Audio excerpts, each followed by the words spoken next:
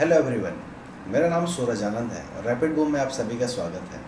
तो जैसा कि आप सभी को पता ही है कि अभी आज से ही हम बीपीएससी का जो मॉक टेस्ट है, आप कह सकते हैं कि 15 सेट करेंगे और टोटल वही 150 क्वेश्चन होंगे। किस हिसाब से आप कह सकते हैं कि जितने भी एक पूरा मॉडल पेपर के तरह से मैं चीज़ों को लेकर के आया हूँ। तो सबसे पहले यहाँ पर अभी हम देख सकते हैं कि कट ऑफ लिस्ट के बारे में बातें की गई है। जनरल का 66 बीपीएससी में 108 हुआ करता है, 67 में 97, फिर 64 में 97 और यही सारी चीज़ें हैं, आप इस तरह से देख पाते हैं। तो अपना जो टारगेट है दोस्तों, कम से कम 120 तक रखते ही जाइए। कैसे रखते जाइए, ये सारी चीज़ें मैंने आप लोगों को हमेशा डिस्कस करा है। तो चलिए दोस्तों, अब हम चीज़ों की शुरुआत कराते हैं।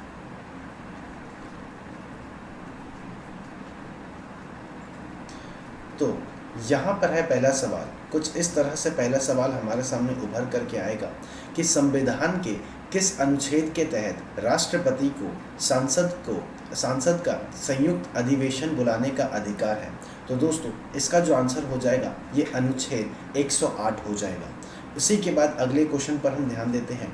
निम्नलिखित में कौन भारत के राष्ट्रपति के चुनाव में निर्वाचक मंडल के सदस्य नहीं होते, यानी कि निर्वाचक मंडल होता है, समिति होता है, उसके सदस्य नहीं होते।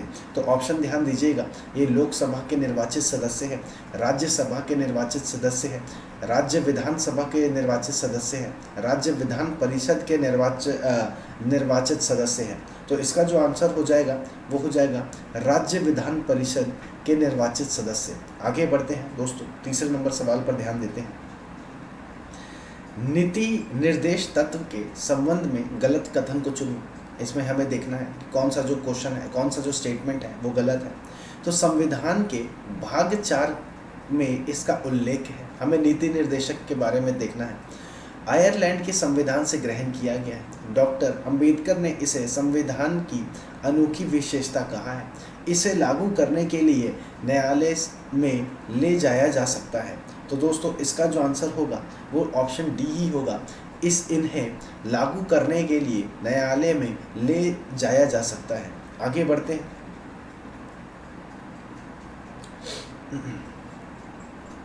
चौथे नंबर सवाल पर अब हम आगे बढ़ रहे हैं दोस्तों। आप लोगों को कोई सा भी डाउट होगा तुरंत मुझे कमेंट करके बताइएगा। और वीडियो प्रीमियर जाएगा ही, तो आप लोग लाइव भी चैट कर सकते हैं। इसी के साथ ही किस कमेटी ने पंचायतों को आर्थिक रूप से आत्मनिर्भरता बनाने की सिफारिश की है? तो इनमें से कौन सी जो कमेटी है, समिति है, उसको आत्मनिर्भर बनाने की पूरी से पूरी कोशिश की गई है या सिफारिश की गई है? तो ये बलवंत राय मेहता समिति है, अशोक मेहता समिति है, LM सिंघवी समिति है या P थुंगिंग समिति है। तो दोस्तों, इसका जो आंसर हो जाएगा वो ऑप्शन सी, जो कि LM सिंघवी कमेटी को आत्मनिर्भर बनाने की पूरी सिफारिश की गई है। किस संविधान संशोधन के द्वारा मौलिक कर्तव्यों को संविधान में जोड़ा गया है? तो ये पॉलिटी का क्वेश्चन है और काफ़ी इंपॉर्टेंट भी क्वेश्चन है, इसको स्टार भी लगा सकते हैं आप लोग। तो दोस्तों, इसका जो आंसर हो जाएगा ये 42 यानी कि 42 संशोधन द्वारा जो हम कह सकते हैं कि मौलिक कर्तव्यों के संविधान में जोड़ा गया है। छठे नंबर क्वेश्चन पर आगे बढ़ते हैं। संविधान के भाग 12 में किससे संबंधित प्रावधान किया गया है? आर्टिकल याद करिए, कौन सी चीज़ों को किस तरह से लेकर के आना है। तो आर्टिकल 12 में क्या है? केंद्र व राज्य के मध्य वित्त का बंटवारा। क्लियर है? आगे बढ़ते हैं। इसी के साथ ही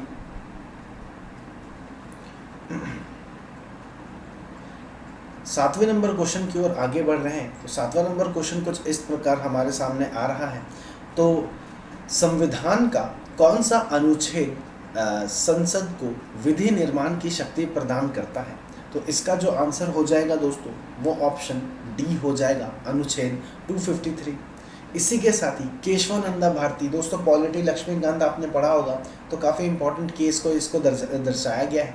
तो केशवानंद भारती नंदा जो केस है जो कि केरल राज्य 1973 में हुआ था, इनमें से दिए गए किस निर्णय को सर्वोच्च न्यायालय के महत्वपूर्ण निर्णयों में से एक माना गया है? तो एक बार स्टेटमेंट देखते हैं। संसद की संविधान संशोधन करने की शक्ति के लिए, सर्वोच्च न्यायालय की स्वतंत्रता के लिए, संविधान की आधारभूत संरचना का सिद्धांत के लिए, आधारभूत संरचना का खंडन करने के लिए, या फिर सब, या फिर किसी, या फिर कुछ भी नहीं। तो दोस्तों इसका जो आंसर हो जाएगा वो ऑप्शन सी है, संविधान की आधारभूत संरचना कर सिद्धांत के लिए। क्लियर है? केशवानंद भारती के केस से ये ताल्लुक रखता है। इसी के साथ ही साथ आगे बढ़ते हैं। तो 9वें नंबर क्वेश्चन में हमारे सामने कुछ इस तरह से चीज़ें दर्शा रही हैं कि संविधान के भाग 17 में संघ में शासकीय प्रयोजकों के लिए प्रयोग होने वाले अंग का वर्णन है, निम्नलिखित में से एक है। तो इसका जो आंसर होना चाहिए वो एक बार ज़रा देखते हैं। तो भारतीय अंग का राष्ट्रीय रूप, भारतीय अंगों का रोमन रूप, भारतीय अंगों का अंतर्राष्ट्रीय रूप, भारतीय अंगों का राष्ट्रीय एवं अंतर्राष्ट्रीय रूप दोनों, या फिर कोई सा भी नहीं, या फिर एक से ज़्यादा इसमें आंसर है। तो जो इसका जो आंसर हो जाएगा दोस्तों वो भारतीय अंगों का इंटरनेशनल रूप है, जो कि संविधान के 17 भाग के संघ में शासकीय प्रयोजनों के लिए प्रयोग होने का वर्णन किया गया है। 10वें नंबर पर आते हैं। 1966 में गठित प्रशासनिक सुधार के अध्यक्ष कौन हुआ करते थे? अटल बिहारी वाजपेयी, यशवंत सिन्हा, मनमोहन सिंह, मोनर्जी देसाई, सब, या फिर एक से ज़्यादा। तो दोस्तों काफ़ी आसान है, इसका आंसर है ना वो है मोनर्जी देसाई। अब ज़रा आगे बढ़ते हैं। 11वें नंबर क्वेश्चन पर आते हैं। तो 11वें नंबर क्वेश्चन कुछ इस तरह से हमारे सामने चीज़ें आ रही हैं कि राज्यपाल, राज्यपाल के संबंध में जो कथन है वो गलत कौन सा है? वेतन राज्य की संचित निधि से दिया जाता है, ये दोस्तों बिल्कुल सही स्टेटमेंट है। वेतन भारत की संचित निधि से दिया जाता है। यहाँ पर राज्य है, यहाँ पर भारत है, यानी कि भारत की संचित। तो दोस्तों ये जो स्टेटमेंट मेरे हिसाब से गलत लग रहा है। आगे देखते हैं। पेंशन राज्य की संचित निधि से दिया जाता है, यहाँ से सैलरी आती है ना कि पेंशन, तो ये स्टेटमेंट भी गलत है। आगे देखते हैं। पेंशन भारत की, बिल्कुल याद रखिएगा, पेंशन जो है वो भारत की संचित निधि से आती है और वेतन जो है वो राज्य की संचित निधि से आती है। यहाँ पर जो 2 और 3 स्टेटमेंट देखते हैं कौन सा दोस्तों, तो सी ऑप्शन गलत है। सी ऑप्शन इसका मतलब सही आंसर है, तो उसके साथ लगा करके हम आगे बढ़ सकते हैं। 12वें नंबर क्वेश्चन पर आते हैं। आर्थिक आधार पर आरक्षण को किस संविधान संशोधन द्वारा स्वीकार किया गया है? याद रखिएगा, आर्थिक आधार पर अगर इकोनॉमिक वीकर सेक्शन की अगर बातें करूं तो दोस्तों वो जो आंसर हो जाएगा वो 103वां यानी कि 130वां संशोधन है, जिसके प्रति हम कह सकते हैं कि आर्थिक हक के हिसाब से हमारा जो रिजर्वेशन है वो मिलना चाहिए। अब ज़रा हिस्ट्री का सवाल आ गया, मैं तब से पॉलिटी करा रहा था। किस शासक को उसके सिक्कों पर वीणा लिए हुए अंकित किया गया है? दोस्तों कौन सा ऐसा शासक था? गुप्ता काल का शासक था, मैं पहले ही बता रहा हूँ उसमें, और काफ़ी फेमस शासक था जिसने वीणा हाथ में लेकर के अपने कॉइन में फ़ोटो छपवाई थी। तो वो हमारे समुद्रगुप्त हुआ करते थे, जिसे हम कहते हैं architecture of the Indian navy. आगे बढ़ते हैं। तो अब हमने 13वां नंबर क्वेश्चन देखा था, तो अब 14 नंबर क्वेश्चन देखने की बारी हमारे सामने आ रही है। तो 14th जो क्वेश्चन है वो कुछ इस प्रकार से है। वैदिक काल में आजीवन अविवाहित रहने वाली कन्याओं को निम्नलिखित में क्या कहा जाता था? वैदिक एज से सवाल है, तो इसका आंसर बहुतो है, अमाजू है, वरंजे है या आवत है। तो इसका आंसर दोस्तों अमाजू है, यानी बी ऑप्शन सही है। आगे बढ़ते हैं। तम्रपाषाणिक स्थलों में अनाज का सबसे बड़ा साक्ष्य किस स्थल से प्राप्त हुआ है? अनाज का सबसे बड़ा जो एक एविडेंस है वो कहाँ से प्राप्त हुआ है? तो वो दोस्तों हम देख सकते हैं कि यहाँ दैमाबाद है, इनाम गांव है, नवादा टोली है और उसके बाद मालवा है। तो अनाज के लिए नवादा टोली जो आंसर है वो है। अब आगे बढ़ते हैं। 14वीं सदी पूर्व का बोगाज कोई अभिलेख कहाँ से प्राप्त हुआ है? तो इसका जो आंसर है दोस्तों वो एशियाई माइनर है। क्लियर, याद रखते जाइएगा। निम्नलिखित में से किस शासक ने संपूर्ण श्रीलंका पर विजय प्राप्त करी है? तो ये जो ऑप्शन है वो राजेंद्र प्रथम होगा। इसी के साथ ही साथ आगे बढ़ते हैं।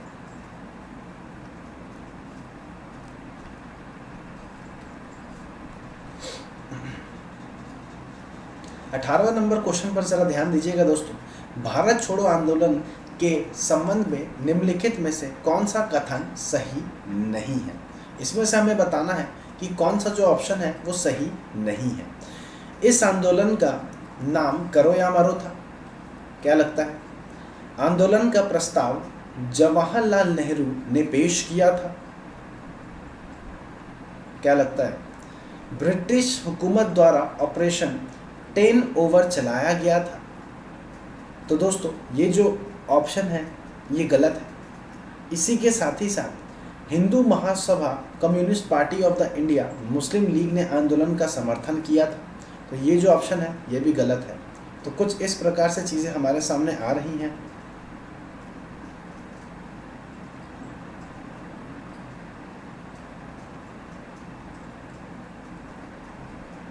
तो जो ऑप्शन हमारे पास निकल कर के आया है वो ऑप्शन ई इसका राइट आंसर है।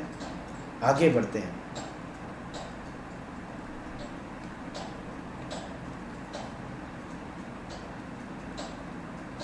उन्नीसवें नंबर क्वेश्चन पर अगर हम ध्यान दें तो न्याय दर्शन के प्रवर्तक निम्नलिखित में कौन से हैं? तो न्याय के बारे में, यानी कि न्याय दर्शन देने के लिए, न्याय दर्शन का जो एक कह सकते हैं हम शुरुआत करी थी, तो यानी कि जुडिशियरी की चीज़ें हमारे सामने आती हैं और जुडिशियल पावर का मैंने सीधा ताल्लुक लगाया था गौतम बुद्धा से। तो जो आंसर इसका होगा वो Gautam Buddha is the right answer. निम्नलिखित में से किस संगठन का नाम वर्ष 1885 में बदल के भारतीय कांग्रेस रख दिया गया? भारतीय कांग्रेस का जो पहला निर्माण हुआ था वो 1885 में हुआ था। पहला अधिवेशन कहाँ हुआ था? जल्दी से मुझे कमेंट करके बताइएगा। तो यहाँ पर जो आंसर होना था वो कुछ इस तरह से चीज़ें हमारे सामने आ रही हैं कि जो भारतीय राष्ट्रीय संघ है उसका नाम बदल करके भारतीय कांग्रेस रख दिया गया था 1885 में। जो इसका जो ऑप्शन होगा वो option A is the right answer. 21वें क्वेश्चन पर आते हैं। सुभाष चंद्र बोस के बारे में निम्नलिखित में से कौन सा कथन गलत है? तो इसमें से हमें बताना है कि कौन सा जो कथन है वो गलत है सुभाष चंद्र बोस के बारे में। तो चीज़ें कुछ इस तरह से हमारे सामने आ रही हैं। 1938 और 39 में कांग्रेस के अध्यक्ष बने थे। जापान की सहायता में द फ्री इंडिया सेंटर का गठन किया था। इसी के साथ ही साथ इसमें बताना है कि कौन सा जो कथन है वो गलत है। तो द फ्री इंडिया सेंटर का जो कथन है दोस्तों ये वाला बी ऑप्शन मेरे हिसाब से गलत है। अभी और देखते हैं। 21 अक्टूबर 1943 में सिंगापुर में आज़ाद हिंद सरकार का गठन किया था, ये सही है।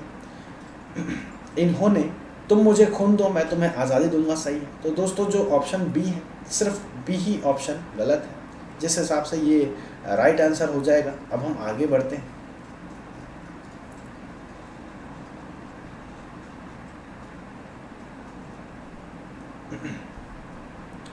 बाईसवें नंबर सवाल की ओर हम आगे बढ़ रहे हैं। तो यहाँ पर मशस्त्र जागीर की शुरुआत किस मुगल शासक ने की थी? औरंगजेब। इसी के साथ ही इब्न बतूता किस सुल्तान के शासक काल में आया था? इब्न बतूता दोस्तों मोहम्मद बिन तुगलक के शासन काल में आया था। याद रखिएगा ये सारी चीज़ें काफ़ी ज़्यादा इम्पोर्टेंट हैं। दिल्ली षड्यंत्र केस के नाम से प्रसिद्ध लॉर्ड हार्डिंग पर बॉम्ब हमले में किसे फांसी दी गई थी?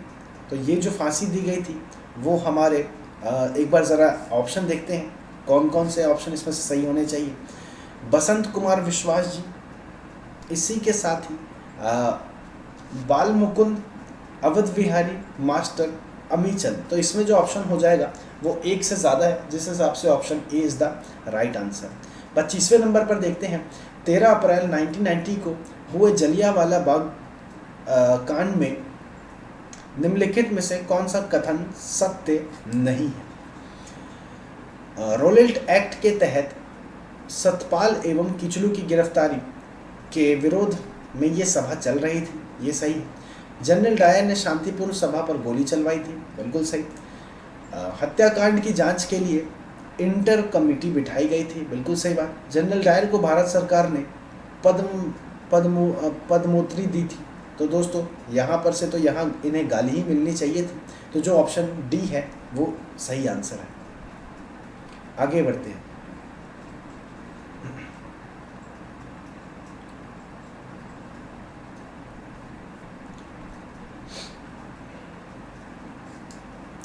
किस प्रसिद्ध नेता ने विभाजन को कांग्रेस का विश्वासघात बताते हुए कहा कि खुदाई खिदमतगारों को भेड़ियों से अलग आगे फेंका जा रहा है?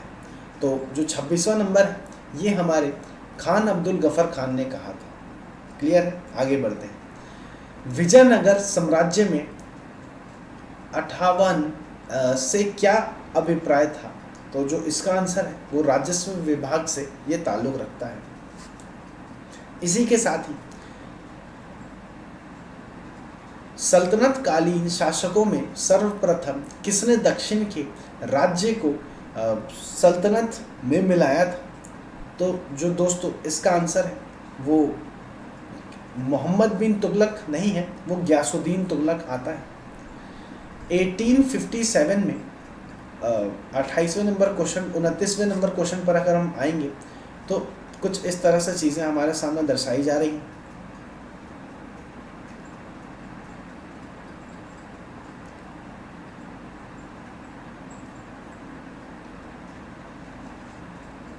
हाँ, 1857 के स्वतंत्रता संग्राम में किस राज्य वंश में अंग्रेजों को सर्वाधिक सहायता की थी? तो जो इसका आंसर होगा वो कुछ इस तरह से आ रही है कि ग्वालियर के जो सिंधी हुआ करते थे उन्होंने 1857 में बहुत ज़्यादा अंग्रेजों का समर्थन किया था।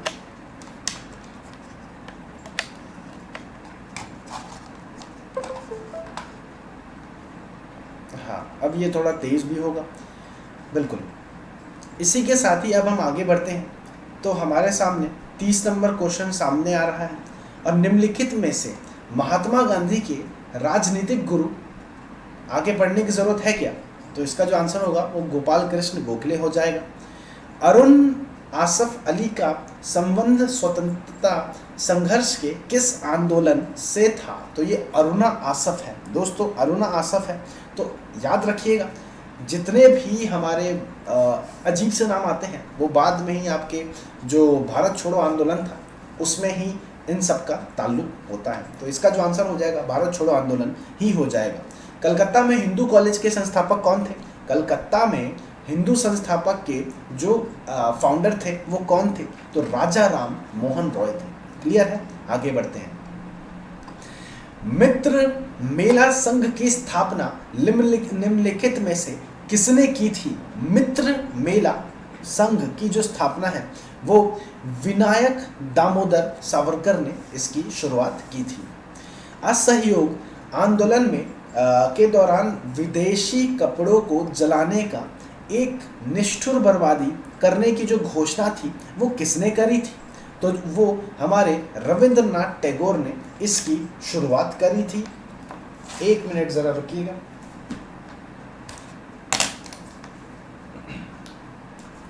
हाँ, किसने अहमदाबाद टेक्सटाइल लेबर एसोसिएशन की संस्थापना की थी? अहमदाबाद लेबर टेक्सटाइल्स है तो इसका जो ताल्लुक रखता है दोस्तों वो अहमदाबाद है। तो अहमदाबाद गुजरात के हमारे गांधी जी हैं जिस हिसाब से इन्होंने इसकी शुरुआत करी थी।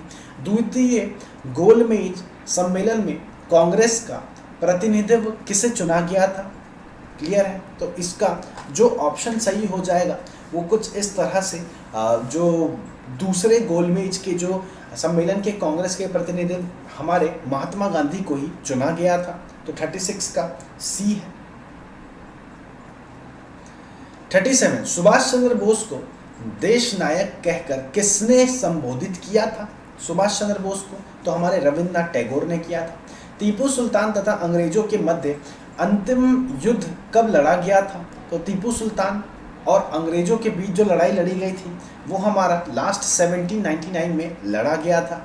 निम्नलिखित ब्रिटिश प्रधानमंत्रियों में से किसने भारत में क्रिप्स मिशन भेजा था? प्रधानमंत्रियों में हमारे सबसे पहले जो क्रिप्स मिशन भेजे थे वो हमारे विंस्टन चर्चिल हुआ करते थे, यानी कि जो option C is the right answer. Mahatma Gandhi और लॉर्ड इरविन यानी गांधी इरविन पैक्ट के मध्य समझौता का जो संबंध हुआ था वो कब हुआ था? तो हमारा जो इसका आंसर है वो 1931 था। अब 1931 में भी मार्च के अराउंड में इसका आंसर होना चाहिए, तो 5 मार्च 1931 is the right answer for Gandhi Irwin pact. 1857 के विरोध के समय यानी कि विद्रोह के समय आप कह सकते हैं 41 जो क्वेश्चन है कुछ इस प्रकार है। फर्स्ट रिवोल्ट ऑफ 1857 के टाइम में भारत का गवर्नर जनरल कौन हुआ करता था? तो दोस्तों one of the most important governor general Lord Canning हुआ करते थे।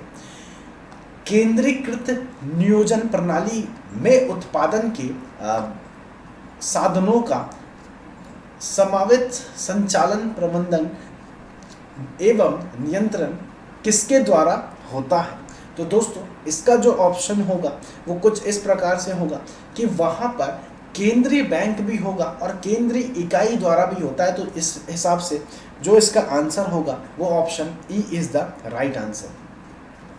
43 पर अब थोड़ा इकोनॉमिक्स का पार्ट आ गया है। ग्रामीण एवं शहरी क्षेत्रों को संयुक्त कर संपूर्ण देशों के लिए कितनी न्यूनतम कैलोरी ऊर्जा प्रति व्यक्ति प्रतिदिन निर्धारित की गई है? तो ये पहला कुछ इस प्रकार से है कि शायद 2250 कैलोरी के हिसाब से, यानी कि सी ऑप्शन जो है is the right answer. Match the following है, इसको हमें सही से मिलाना है कि हमें केसर कहाँ से मिलता है। तो जो दोस्तों केसर मिलता है वो हमें जम्मू कश्मीर से मिलता है, तो ए का 4 होना चाहिए, तो B is the right answer. बाकी भी एक बार देख लेते हैं कि जो केसर होता है वो जम्मू कश्मीर से मिलता है, काली मिर्च है केरल से मिलता है, हल्दी जो है आंध्र प्रदेश से मिलता है और जीरा राजस्थान से मिलता है। किस कीमत को किसानों के लिए बीमा कीमत की संज्ञा दी गई है? हमें बताना है कि बीमा कीमत की जो संज्ञा है वो का मतलब कौन सा डेफिनेशन को सपोर्ट करता है। तो इसका मंडी कीमत है, सामान्य कीमत है, न्यूनतम समर्थन मूल्य है और वसूली खरीद मूल्य है। तो इसका जो ऑप्शन है वो C option is the right answer. 46 पर आते हैं। राष्ट्रीय कृषि तथा ग्रामीण विकास बैंक नाबार्ड की स्थापना किस समिति की अनुशंसा पर की गई थी? तो जो इसका ऑप्शन होगा वो शिवरामन सिंह कमेटी पर इसकी शुरुआत की गई थी। कृषि क्रांति एवं संबंधित क्षेत्रों को कौन सा सुमेलित नहीं है? क्लियर? हरित क्रांति, खाद्यान्न, मतलब हमें बताना है कि इनमें से कौन सा जो ऑप्शन है वो सही नहीं है। तो इसमें से जो ऑप्शन है वो पीली क्रांति, मक्का, बी ऑप्शन गलत है। इसी के साथ ही साथ आगे बढ़ते हैं। श्वेत क्रांति, दूध, ठीक है। कृष्ण क्रांति, कपास, ये भी गलत है। अब सही मूल्य पर एक बार देखते हैं तो कुछ इस प्रकार से था कि जो हरित क्रांति है वो खाद वगैरह पे खाद्यान्न पे हुआ था। पीली क्रांति हमारा तिलहन पे हुआ था, मक्के पे नहीं हुआ था। श्वेत क्रांति दूध पे हुआ था। कृष्ण क्रांति हमारा पेट्रोलियम पे हुआ था, ना कि कपास पे हुआ था। इसके अलावा जो क्रांति हुआ था गोल आलू से होता है। गुलाबी जो क्रांति हुआ था वो झींगा या प्याज से हुआ था। धूसर जो एक हुआ था वो उर्वाकक से हुआ था। रजत जो हुआ था वो अंडे, सिल्वर जो था वो अंडे से हुआ था। सुनहरी फल एवं सब्जियों से ताल्लुक रखता है। तो इसमें जो ऑप्शन होगा वो option E is the right answer. Bhilai इस्पात संयंत्र किस देश की सहायता से स्थापित किया गया था? तो यहाँ पर सोवियत संघ के द्वारा इसको स्थापित किया गया था। निम्नलिखित में से मुद्रा का निकट प्रति संस्थापन, जिसको हम लोग सन्निकट मुद्रा कहते हैं, वो कौन सा है? तो 49th में जो ऑप्शन कुछ इस तरह से चीज़ें आ रही हैं कि शेयर है, ब्रांड है, सरकारी प्रतिभूतियां हैं, कर्ण पत्र है। तो इसमें जो आंसर होगा वो option A is the right answer. यदि एक दी हुई समयावधि में कीमतों तथा मौद्रिक आय दोनों दुगनी हो जाए तो वास्तविक आय पर क्या प्रभाव पड़ेगा?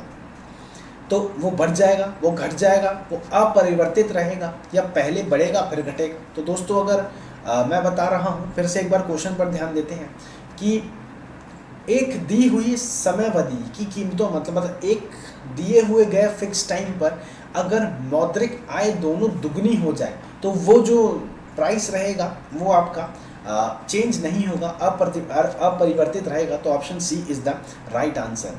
आर्थिक सर्वेक्षण 2020-21 के अनुसार देश में राज्य में सबसे अधिक गरीबी देश कौन सा, सबसे गरीबी दर किसका है?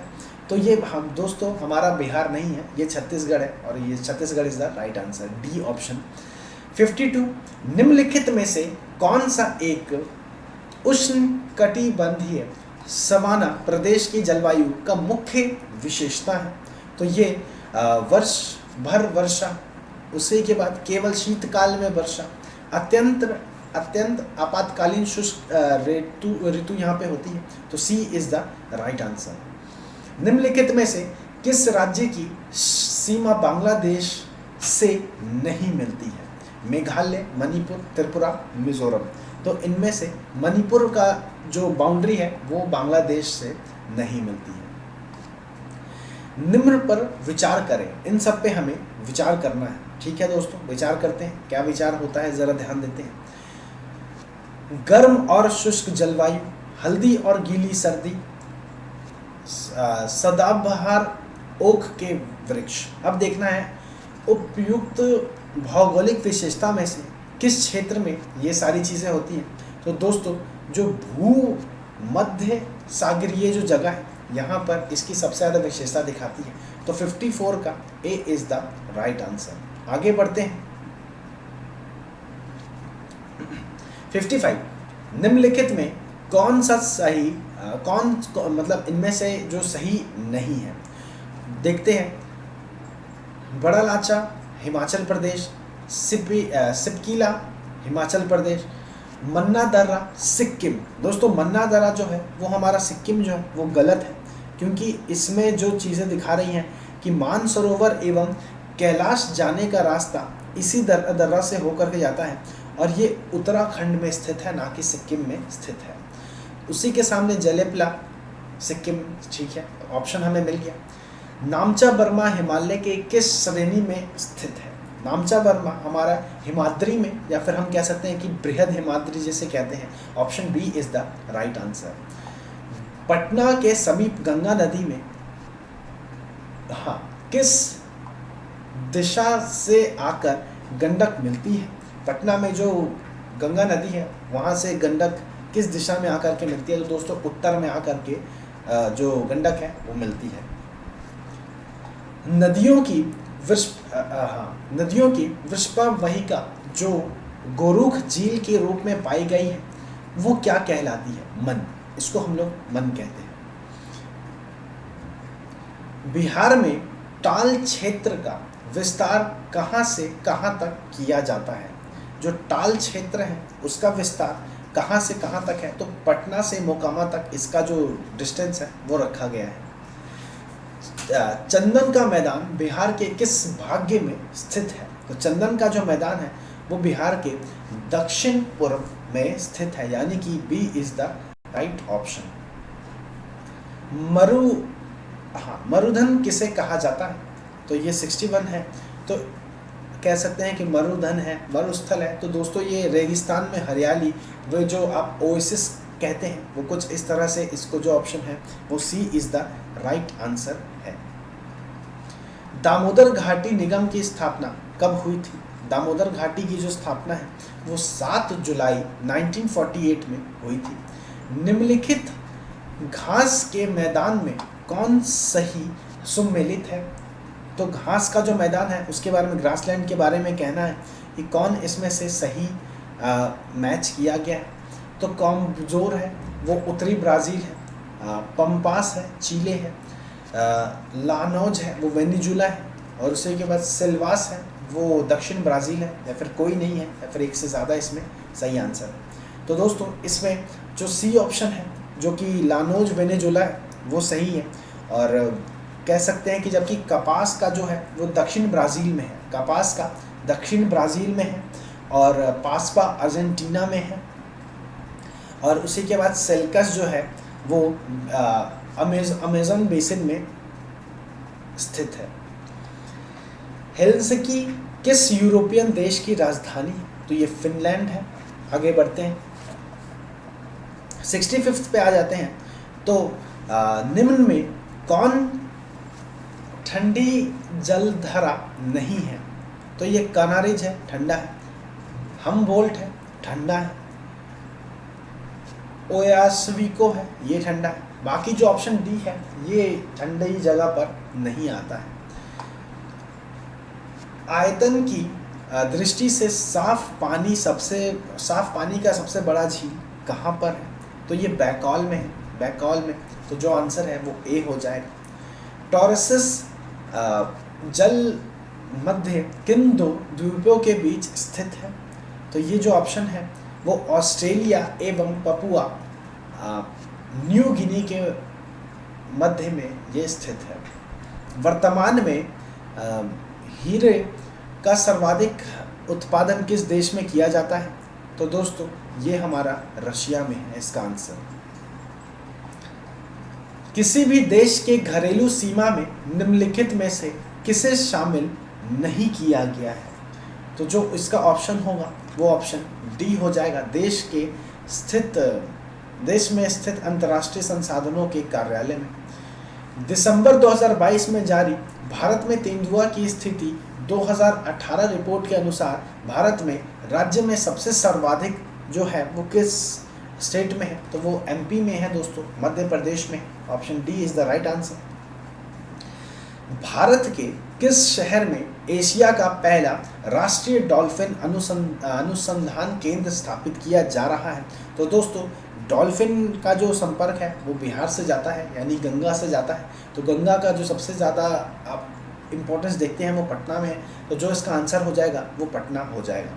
संस्कृति मंत्रालय ने हर साल सुभाष चंद्र बोस की जयंती को किस दिवस के रूप में मनाने की घोषणा करी है? तो ये पराक्रम दिवस के रूप में हम इसे मनाते हैं। Option D is the right answer.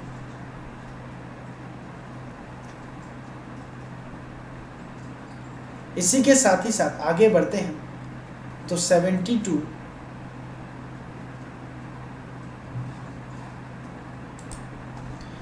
किस राज्य सरकार ने 89 पर आते हैं। किस राज्य सरकार ने ओलंपिक एवं एशियाई खेलों में स्वर्ण पदक विजेता को क्रमशः 3 करोड़ 1 करोड़ की राशि पुरस्कार देने की घोषणा करी है?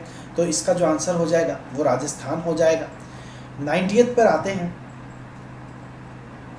प्रतियोगिता परीक्षाओं की तैयारी करने वाले छात्रों के लिए निःशुल्क कोचिंग हमारे उत्तर प्रदेश ने शुरू किया है। गणतंत्र दिवस के अवसर पर किस वर्ष कुल कितने पद्म भूषण प्रदान किए गए हैं? तो जो इसका आंसर है वो 119 इसका आंसर है दोस्तों है। 30वें सरस्वती सम्मान 2020 से किसे सम्मानित किया गया है? तो ये जो ऑप्शन है ये 92, तो ऑप्शन सी डॉक्टर शरण कुमार लिम्बाले हैं। डेजर्ट फ्लैग 6 वायुसेना अभ्यास किस देश की मेजबानी में 3 मार्च से 2021 से लेकर के 27 मार्च में आयोजित किया गया? तो ये संयुक्त अरब अमीरात है। भारत वन स्थिति रिपोर्ट 2019 के अनुसार सर्वाधिक वन क्षेत्र वाले देशों की जो स्थिति है वो अब रोहर कर्म में सजाइए, यानी हमें इसको कर्म में सजाना है। तो सबसे ज़्यादा मध्य प्रदेश में है, फिर अरुणाचल प्रदेश में और फिर छत्तीसगढ़ में, याद रखते जाइएगा। आत्मनिर्भर बिहार के 7 निश्चय दूसरे में कौन सा योजना इन सभी में से शामिल नहीं है? युवा शक्ति बिहार की प्रगति शामिल है, सशक्त महिला बात है, आरक्षित रोजगार महिलाओं का अधिकार, दोस्तों इसकी बात नहीं की गई है, तो option C is the right answer. Bihar budget 2021 के अनुसार राज्य का राजकोषीय घाटा जीएसडीपी का जो परसेंटेज है वो कितने दर पर रहा था? तो वो 2.97 दर पर हमारे हिसाब से रही है। 97 पर आते हैं। बिहार में किस जिले में मेगा फूड पार्क बनाया जाएगा? मुजफ्फरपुर में। वर्ष 2020 के लिए बिहार का सर्वश्रेष्ठ थाना किस थानों को चुना गया था, यानी पुलिस स्टेशन में? तो जो सबसे अच्छा है वो कुर्थला को चुना गया है, जो कि अरवल डिस्ट्रिक्ट में है।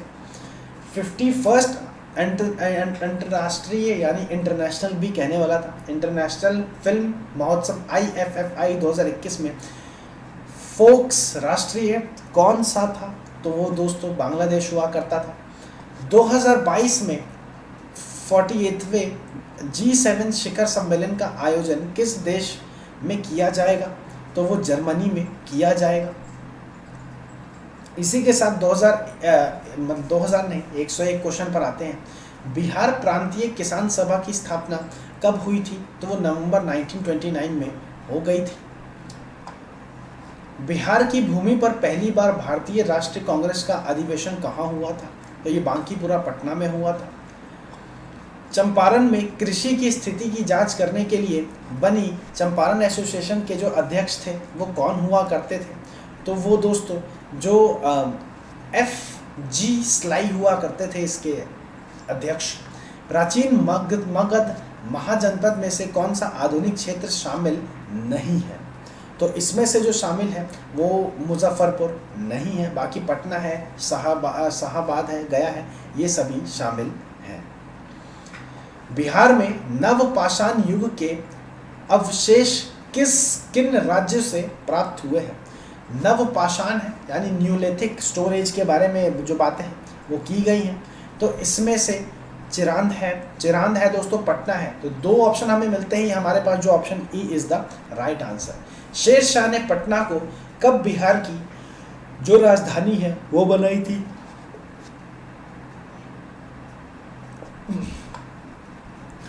Actually I am very tight because कल रात भी करीबन 6 साढ़े 6 बजे तक वीडियो रिकॉर्ड करके मैंने बनाया था, तो जिस वजह से हल्की सी नींद आ भी रही, बट कोई नहीं, नींद आएगी, पढ़ाई होगी। याद रखिएगा पेपर हमारे सर पे हैं, हम सो लेंगे पेपर के बाद। 106 शेर शाह ने पटना को कब बिहार की राजधानी बनाई थी? तो शेर शाह का टाइम फ्रेम याद करिए, हुमायूं के गिरने के बाद शेर शाह आया था, तो पटना की राजधानी 1541 में बनाया गया था। तो option C is the right answer. Tughlaq काल में बिहार की राजधानी कहाँ थी? तो तुगलक काल में बिहार की जो राजधानी थी दोस्तों वो बिहार शरीफ में हुआ करती थी। वर्तमान पटना कॉलेज किस यूरोपियन कंपनी की फैक्ट्री हुआ करती थी? तो जो पटना कॉलेज है वो किसी यूरोपियन की फैक्ट्री हुआ करती थी। तो जो डच हुआ करते थे उनका वो एक फैक्ट्री हुआ करता था। प्रसिद्ध नर्तकी आम्रपाली का जो संबंध है वो किस नगर से है? तो आम्रपाली यानी वैशाली, तो वैशाली से इनका जो ताल्लुक है वो रखा गया है। किस प्राचीन ग्रंथ में पहली बार वर्तमान बिहार के भौगोलिक क्षेत्र की जो चर्चा है वो मिली थी? तो जो शतपथ ब्राह्मण है उसमें बिहार के बारे में बताया गया था। जब प्रकाश एक दूसरे से मध्य में प्रवेश करता है तो उसका तरंग दर्रा पर क्या प्रभाव पड़ता है? दिस इज साइंस आ गया है। तो जो ऑप्शन है वो परिवर्तित हो जाता है, वो चेंज हो जाता है। तो option A is the right answer.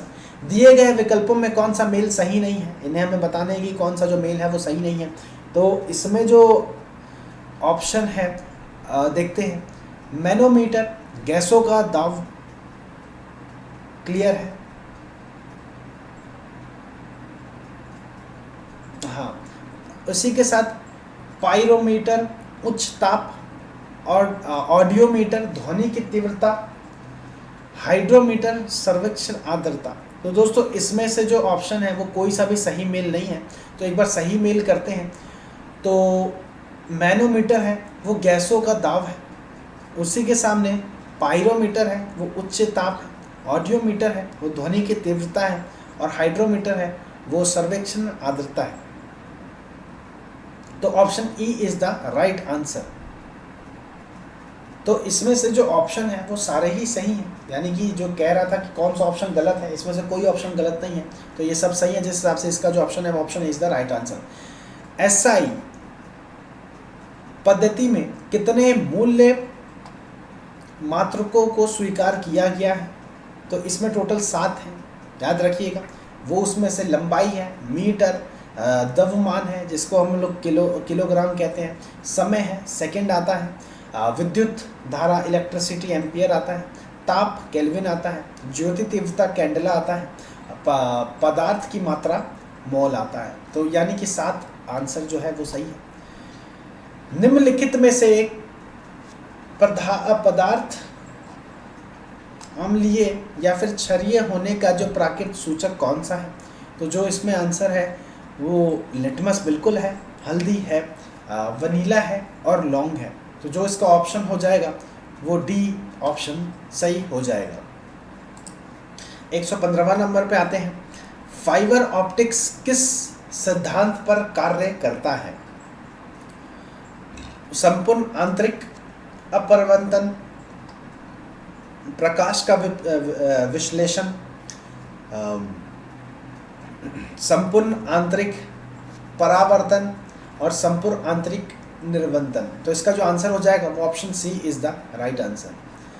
वर्तमान में चमकीला बनाने के लिए उपयोग में लाने जाने वाला पदार्थ निम्नलिखित में से कौन सा है? तो ये एलम है, जिंक ऑक्साइड है, तो जो ऑप्शन जिंक ऑक्साइड है इज द राइट आंसर। मेढक से संबंधित निम्नलिखित में से असत्य कौन सा है? तो हम बताना है कि इनमें से कौन सा जो स्टेटमेंट है वो गलत है।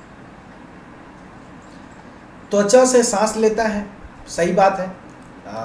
शीतल प्राणी है, यानी हर जगह रह लेगा। कार्य तारण में आंत बड़ी हो जाती है, तो दोस्तों ये जो ऑप्शन है ये ऑप्शन गलत है। जिस हिसाब से जो ऑप्शन सी है वो जो इसका गलत है। 118 पे आते हैं। निम्न में कौन सा रसायन मच्छर भगाने वाले दवाओं में सक्रिय रूप से पाई जाती है? तो ये मच्छर भगाने में जो एलिथ्रिन है वो पाया जाता है। एक कार्बन क्रेडिट का मान कितना होता है? एक कार्बन क्रेडिट का मान 1000 किलोग्राम के आसपास होता है, तो 1000 यानी कि सी इज द राइट आंसर। मानव शरीर के भार पर कुल कितने हिस्से ऑक्सीजन होता है? तो मानव शरीर पर जो टोटल 65 अराउंड के हिसाब से जो ऑक्सीजन है वो मापा जाता है।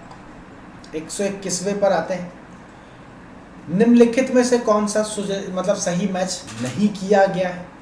तो मैग्नीशियम आतिशबाजी में यूज़ होता है, मैंगनीज फर्टिलाइज़र में यूज़ होता है, टंगस्टन इलेक्ट्रिक बल्ब में होता है, तांबा गैल्वीकरण में यूज़ होता है। तो दोस्तों जो तांबा है वो गैल्वीकरण में यूज़ नहीं होता है, जिस हिसाब से ये सही मैच नहीं किया गया।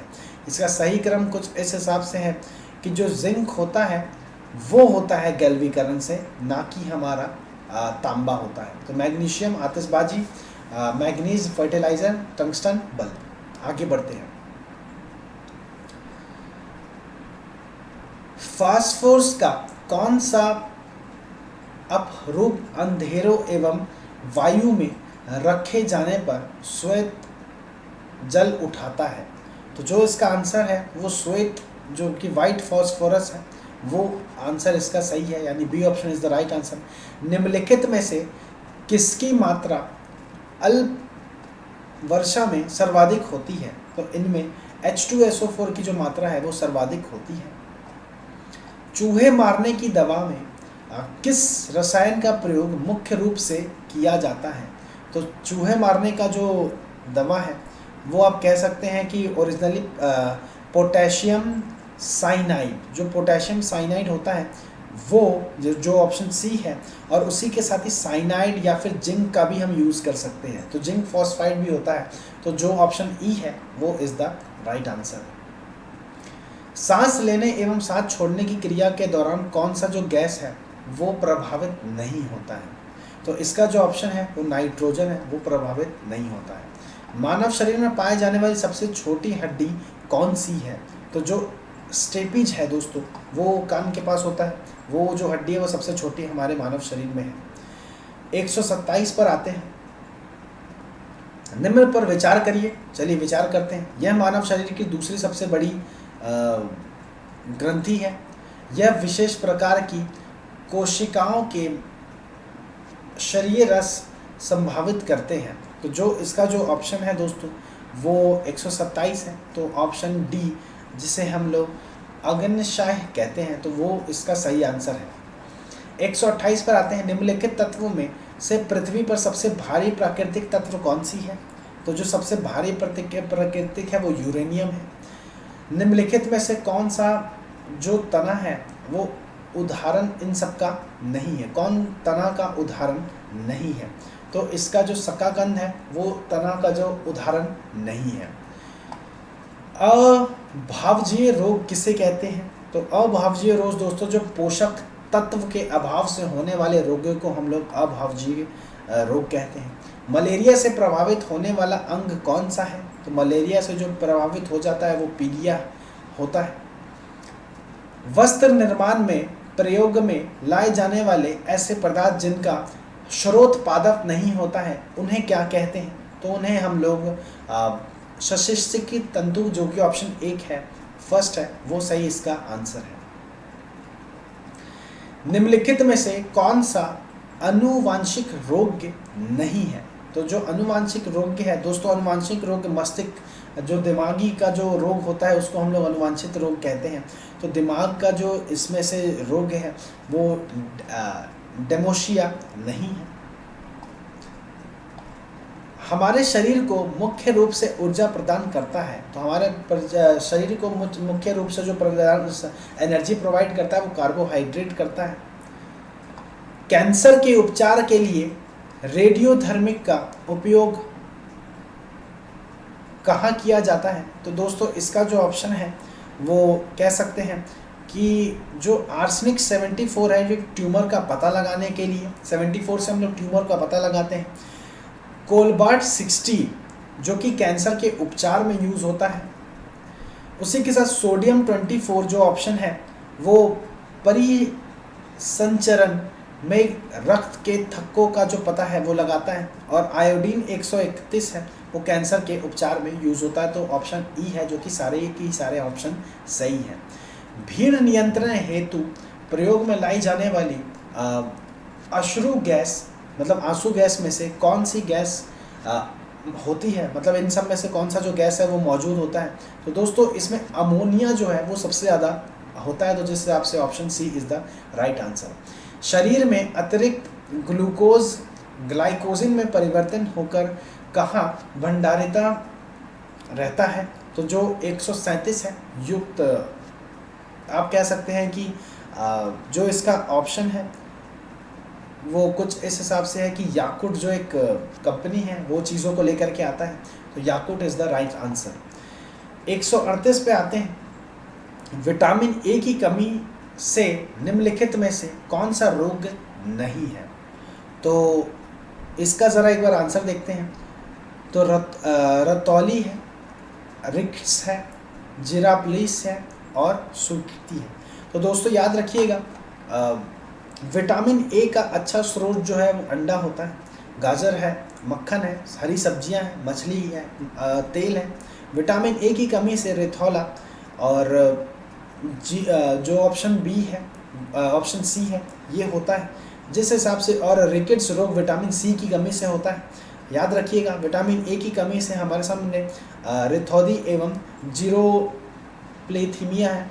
विटामिन सी की कमी से हमारे सामने कहते हैं कि जो रोग है सुविरकी वो होता है, और विटामिन डी की कमी से हमारे सामने रिक्स की जो संभावना है वो आती है, तो option E is the right answer. H9N2 influenza virus के कारण निम्नलिखित में से कौन सा रोग होता है? तो इसके कारण बर्ड फ्लू होता है दोस्तों, H9N9 के। द पॉलिटिक्स पुस्तक के लेखक कौन है? द पॉलिटिक्स पुस्तक के जो लेखक हैं वो हमारे अरस्तुतु हैं। तो ये सारी चीज़ें हैं। अब हमारे मैथ्स के कोई क्वेश्चन सामने आते हैं, तो मैथ्स की जो चीज़ें हैं कुछ शॉर्टकट बताता हूँ दोस्तों, याद रखिएगा। मैथ्स में यदि a और b का जो औसत है वो कुछ इस प्रकार सा है, an+1 + bn+1 अपॉन an+nb, तो जो n है वो कितना हो जाएगा? तो दोस्तों सबसे पहले हमारा कुछ नहीं करना है, हमें इसी के इक्वल टू में, इसे ज़रा मैं लिख करके बताता हूँ, तो इसी के ही इक्वल टू में हमें a + b अपॉन 2 को क्रॉस मल्टीप्लाई कर देना है।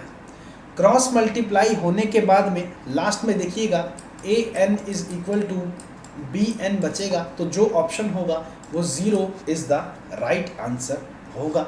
समझ में आ रही होंगी चीज़ें, क्या कैसे क्वेश्चन कैसे करना है। एक चुनाव में दो उम्मीदवार थे, इसमें से कुल 7,500 मत पड़े थे। इनकी मतों में से 20% मतों का जो अवैध घोषित कर दिया था। यदि उम्मीदवार को वैध 55 मत मिले तो दूसरे उम्मीदवार को कितना मिला? बहुत ही हल्का सा सवाल है दोस्तों, याद रखिएगा। हमें पहले वोट जो है वो 7500 पर 80% मिला था। क्लियर है, याद रखते जाइएगा। इसी के साथ ही अगर इसकी वैल्यू अगर हम निकालते हैं तो वो करीब 6000 आ जाता है। क्लियर है, तो 6000 वोटों पर टोटल हुई थी और बाकी जितने 1800 वोट हैं वो इनवैलिड चले गए थे। दूसरे का मत देखेंगे, अगर 55% यहाँ है तो दूसरे का जो मत हो जाएगा वो 45% हो जाएगा। क्लियर है, बहुत आसान सवाल है, समझते जाइएगा। तो 45% हमें निकालना है 6000 का, तो 2700 निकल करके आएगा और 2700 इज द राइट आंसर। आगे बढ़ते हैं। हाँ, एक धातु में तांबा तथा जिंक 9:4 के अनुपात में है। 24 किलोग्राम तांबे में 7 जिंक का जो इनको पिघलाना होगा वो उसका कितने किलोग्राम के आसपास चीज़ें निकल करके आएंगी? दोस्तों पहले तो हम ये देखते हैं कि 9:4 है और चीज़ें कुछ इस तरह से है कि हमारे सामने 24 किलोग्राम है और हमें तांबा है और जिंक है। तो पहले हमारे पास तांबा है, तो जिस हिसाब से 9x को हम लिख सकते हैं 24, 9x = 24।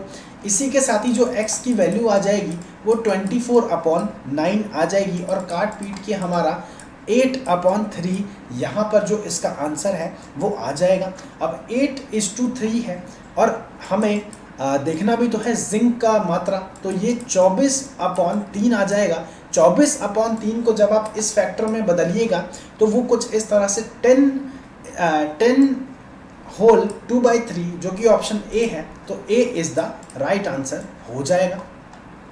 144 पर आते हैं। एक अकेला एक कार्य को 12 दिन में कर रहा है। एक अकेला एक कार्य को 12 दिन में कर रहा है। बी अकेला एक ही काम को 18 दिन में समाप्त कर रहा है। दोनों ने मिलकर कार्य को आरंभ किया, परंतु कार्य समाप्त होने के 3 दिन पहले ए को छोड़ करके जाना पड़ा, तो जो कार्य है वो कितने दिन में पूरे होंगे? तो दोस्तों याद रखिएगा, एक जो है वो एक दिन में 1:12 काम करता है, बी एक दिन में 1:8 काम करता है। अगर वो 3 दिन पहले छोड़ करके जा रहा है, अगर बी कह सकते हैं कि अगर पहले तो हम ये देखते हैं 1/8 का जो सिलसिला है, 1/8 का जो सिलसिला है वो 8 के साथ चल रहा है और यहाँ पर दे रखा है काम होते के 3 दिन पहले, काम खत्म होने के 3 दिन पहले ए ने कार्य को छोड़ दिया और पूरा कार्य फिर कितने दिन में हमारा निकल करके आएगा। इसी के सामने ए का पहला दिन निकाला, बी का एक दिन निकाला, 3 मतलब हम कह सकते हैं बी ने उस दिन में, जिस दिन ए छोड़ करके चला गया, 3 दिन में कितने काम करे होंगे? तो ये 1/8 × 3, तो ये 3/8 इन्होंने एक दिन में मतलब 3 दिन में काम किया होगा। इसी के साथ जो इसका ऑप्शन यहाँ पर 18 है, वही मैं सोचूं गलती कहाँ आ रही है, 18 है 8 नहीं है, तो 1/18 है, तो यहाँ पर 3/18 हो जाएगा। और कह सकते हैं 3/18 है तो ये काट पीट के 1/6 हम लिख सकते हैं। 1/6 माइनस हम करना है पूरे होल में से, मतलब काम पूरा हो चुका है, तो काम पूरा होने के बाद इसको अगर हम 1 से माइनस करेंगे तो चीज़ें हमारे सामने निकल करके आएंगी, जिस हिसाब से जो इसका आंसर तो नहीं, यानी 5/6 जो काम है वो दोनों ने मिल करके किया था। क्लियर है। अब आगे बढ़ते हैं। ये बी ने और ए ने दोनों ने मिल करके एक एक दिन में कितना काम किया था। 1/12 प्लस 1 × 18 इज इक्वल टू, इसको करिएगा तो 5/36 इसका आंसर आ जाएगा। अब कुछ नहीं करना है, हमें 5/36 को और 5/6 को मल्टीप्लाई कर देना है, तो जो काट पीट के आंसर बचेगा 6 दिन हो जाएगा। तो ये जो 6 दिन है इनमें ए और बी ने दोनों ने काम किया और 3 दिन पहले छोड़ करके जाता है, तो जो काम है वो हमारा 9 दिन में खत्म होगा। तो B option is the right answer. आगे बढ़े।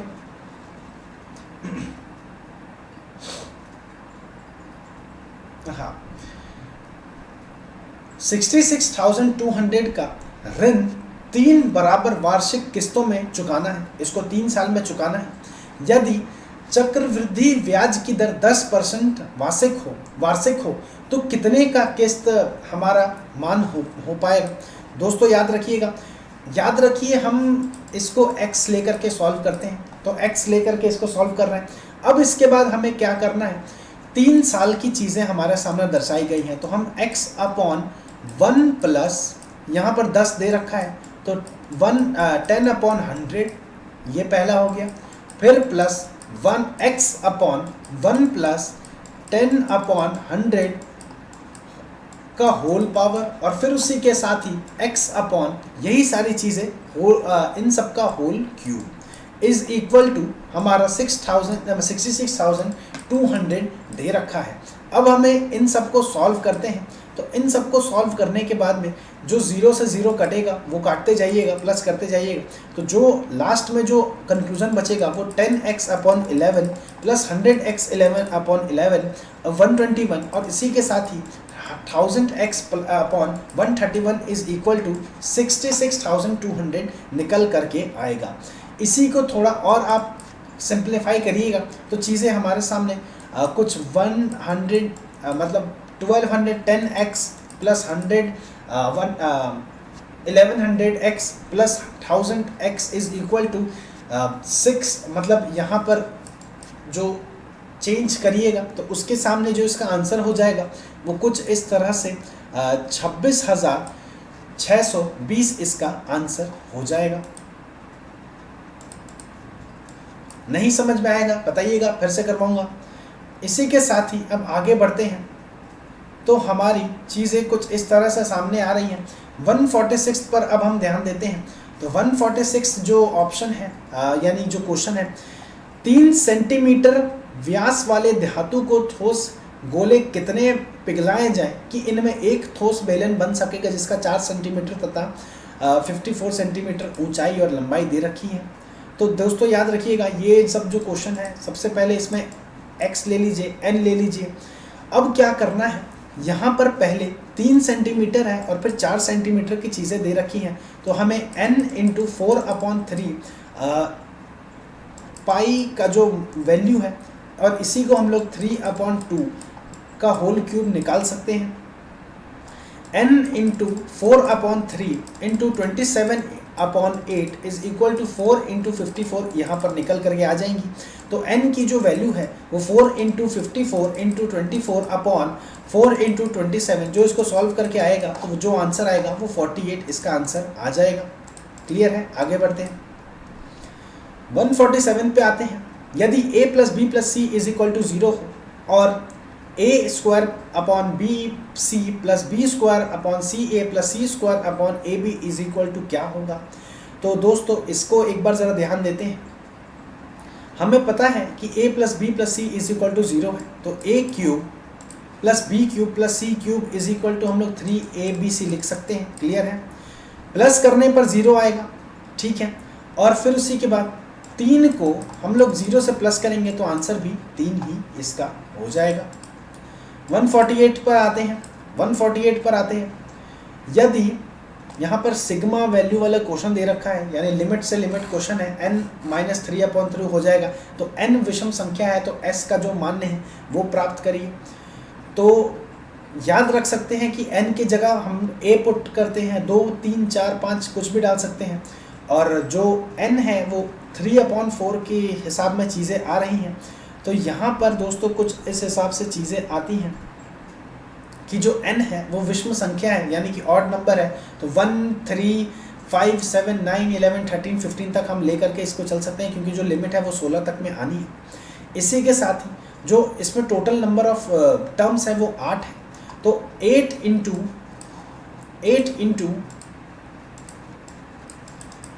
हम कह सकते हैं 8 इंटू 3/4 है, तो ये कट करके 2 आ जाएगा। तो जो इधर से चीज़ें निकल करके आई हैं, तो 64 - 6 इज इक्वल टू 58, जो इसका आंसर है वो सही हो जाएगा। 149 पर आगे बढ़ते हैं। 149 पर आगे बढ़ते हैं। श्रेणी 8, 9, 17 से लेकर के 90, 115 में विलोम संख्या का ज्ञात कीजिए, मतलब कितने हमारे पास संख्या निकल करके आते हैं। तो ज़रा ध्यान देते हैं दोस्तों, कितने संख्या हैं। ये सब थोड़े ट्रिकी सवाल होते हैं, लेकिन मज़े आते हैं करने में। 8, 9, 17 और उसी के साथ ही 90, 115, कितने सारे टर्म है देखते हैं। 8 और 9 में +1 का होल स्क्वायर, 9/17 में +2 का होल क्यूब, फिर उसी के साथ ही +3 का होल स्क्वायर, 4 का क्यूब, 5 का स्क्वायर, 6 का क्यूब, इस तरह से चीज़ें चलती रहेंगी। तो 17 टर्म हमारे सामने उभर करके आती है, और 17 + 32 जो टर्म है वहाँ पर दे रखी है। तो जो इसका ऑप्शन हो जाएगा वो 26, कुछ इस तरह से चीज़ें हैं। तो ऑप्शन सी इसका सही आंसर है।